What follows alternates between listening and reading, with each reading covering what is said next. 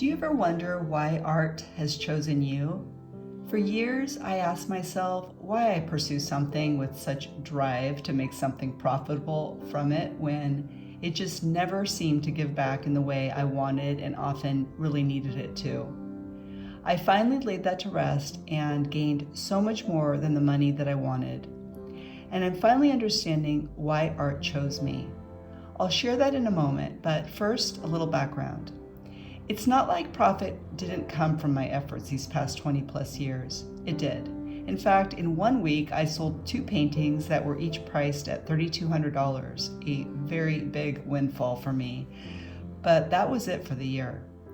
This kind of thing always made me run to do more of what I thought had made that windfall happen.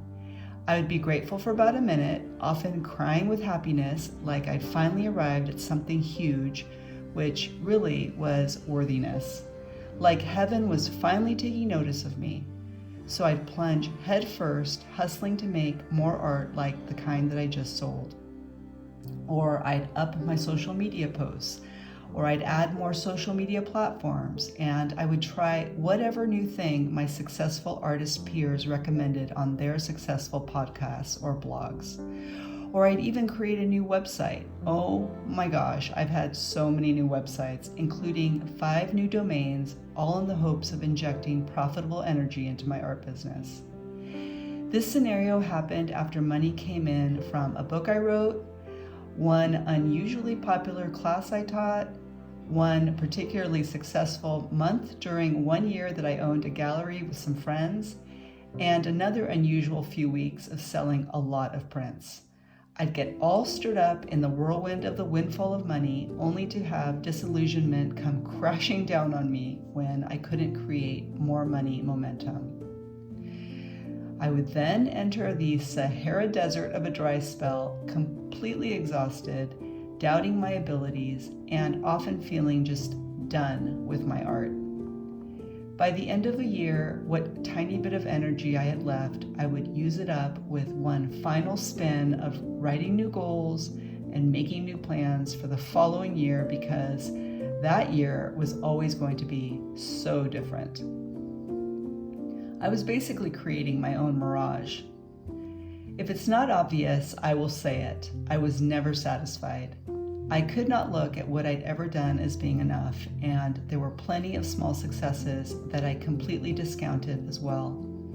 If I gained new followers or students in online classes, I never thought they were enough. If I sold even a small piece of art here or there during an arid stretch, I looked at my other art with a stink eye and wondered, why aren't you selling? What is wrong with you? After many years of this boring story, I finally did make a consistent and generous salary. But it wasn't in art. I got a job in the corporate world when my kids were in college, and I'm not going to tell you it was terrible, because actually it was a weirdly creative job, but with very long hours working for a power company. I produced videos. I made some really good friends there, and I learned a very big and important lesson in my life.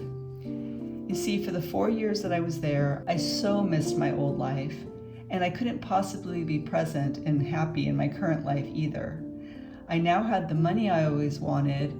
I was glad I was helping my family, but I really pined away for what was that desert that I now told myself I would take back in a heartbeat, because I had all the freedom and time to make art back then.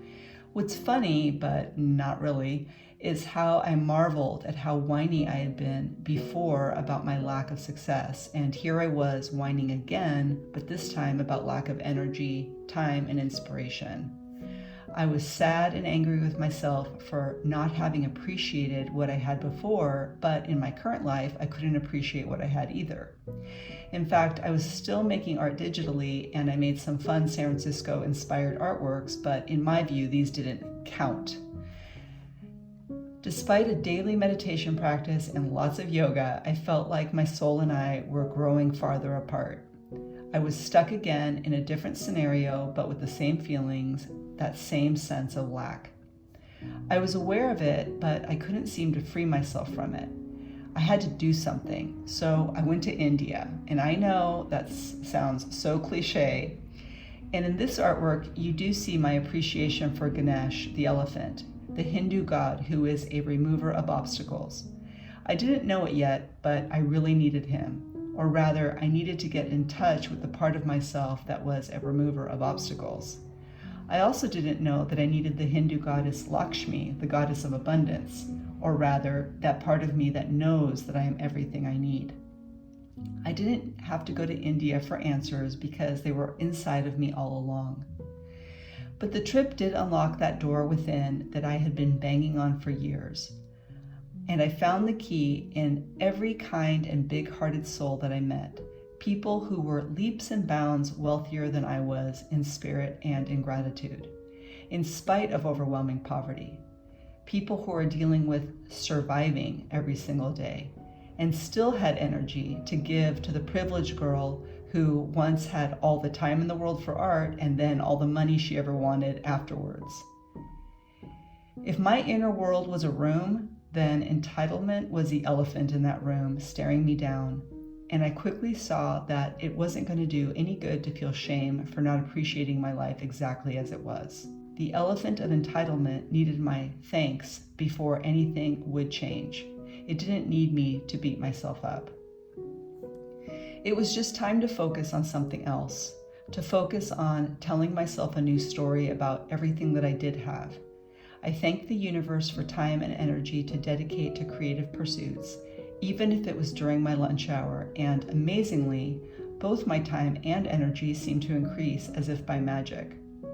I began a process of applying reverence for the good that I had, and gratitude, balance, and peace all multiplied as a result of that. I still honored the desire that I had to make art full-time one day, but I decided, given the opportunity, I would definitely do it very differently. I focused on staying present in my current life. The pursuit of art for art's sake and being in a state of creative flow became worth more to me than the pursuit of money. Don't get me wrong, money is awesome. I really enjoy it, and we all rely on it. I'm super grateful for it, but that driven energy that I had for it as an artist was really misdirected. My corporate pause also helped reorganize my view because there was a part of me that also believed that money was avoiding me, and that simply wasn't true. I could get a job at any time, and I'm blessed to be able to if I need to. With a shift in my perspective, I can see that whatever art I make or whatever money I have is all a privilege. I am very fortunate and blessed to have a supportive partner, and together we have structured our life so that I can pursue art again full time, and I appreciate this deeply. And my heart really goes out to all of us who have struggled in the way that I've just described. We are being called to a path where there aren't 100% guarantees of profit. And in no way am I saying don't put out effort, but please make sure that it's sustainable for your well-being. I've noticed, for example, that more inspiration comes when I rest.